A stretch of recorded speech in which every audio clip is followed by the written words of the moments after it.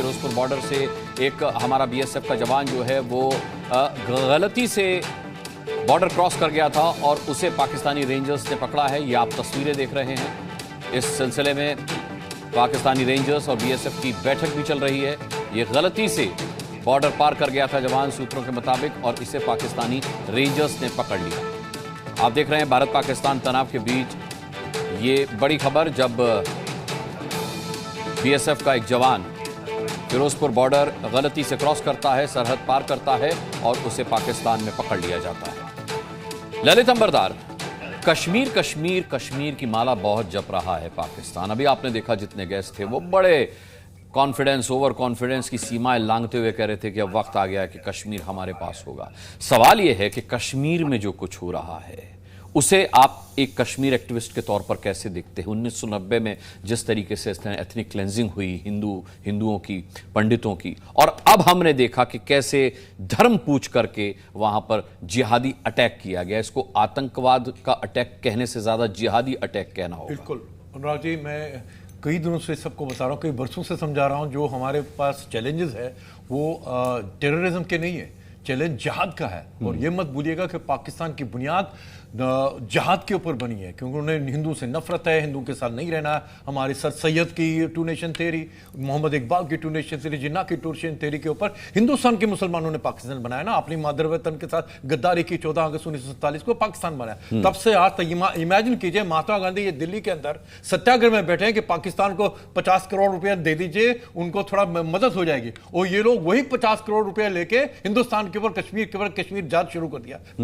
पहली जंग की थी। और हम लोग अभी भी ये सोच रहे हैं, हम इतने इतने उदारशील है कि दुनिया का सोचे कि हम पाकिस्तान छोटा मुल्क है, जो हम बर्बाद मुल्क है और बर्बाद करेंगे उसको क्या। तो सुनिएगा, जिहाद आप समझ लीजिएगा, जिहाद की जंग ये भूखे मरेंगे, क्योंकि इनकी आज की जो मशहूरियत इनकी क्या है, जैसे बोको हराम नाइजीरिया में है, हमास गाजा में है, टर्की इनका आकाज बना हुआ है। ये इनकी औकात है पाकिस्तान की। और पाकिस्तान के अंदर जो अभी होने वाला है वो इस मत में रखिएगा, क्योंकि कभी ये जहाद खत्म नहीं होगा। जहाद को कंटेन करना पड़ेगा, क्योंकि पाकिस्तान एपिसेंटर है जहाद का। इसके लिए करना का नंबर एक, पाकिस्तान के अंदर जितने भी सूबे हैं उनको, बलोचिस्तान को हमें मुझे कल हमको डिक्लेयर करना चाहिए, उनकी आजादी को उनको रिकॉग्नाइज करना चाहिए। उनकी जो सरकार एग्जाइल के अंदर है, हिंदुस्तान के अंदर उनको पहला एम्बेसी खोलनी चाहिए। दूसरा, तैयारी करनी चाहिए जो सिंध के अंदर, खैबर पख्तूनवा के अंदर पख्तून को तहफ़्फ़ुज़ मूवमेंट को फुल ऑफिशियली आप सपोर्ट कर दीजिए। और तालिबान को जरूरत पड़ी,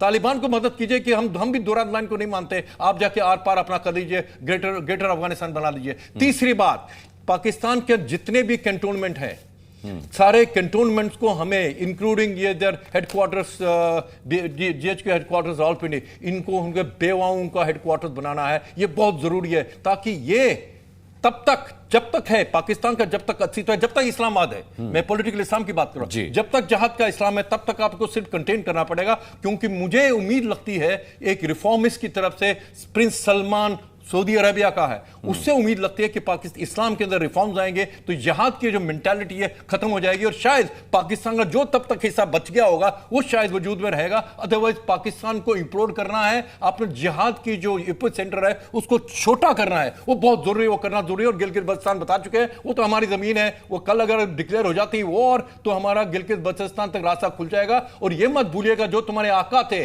जो तुम्हारे सऊदी अरबिया आका थे, इवन ईरान ने बहुत बड़ा स्टेटमेंट दिया कल पहलगाम में, जो आपने बहरूम या बर्बादी दिखा दी। और मैं बार बार बता रहा हूं, हिंदुस्तान में आपको बता रहे हैं, आप कावर्ड्स है, आप कायर नहीं है, आप बारबेरिक्स हैं, बारबेरियंस हैं। आप औरतों के ऊपर जुल्म करते हैं, मर्दों के ऊपर जुल्म करते हैं। आप बलोचिस्तान के अंदर लड़कों का रेप करते हैं, शर्म नहीं आती आप लोगों को? आप कश्मीर जो सिंध के अंदर 10 साल की 12 साल की लड़की को उठा के ले जाते हो और दूसरे से दिखाते हो ये हिंदू लड़की मुसलमान बन गए। मियां मिट्ठू कौन है?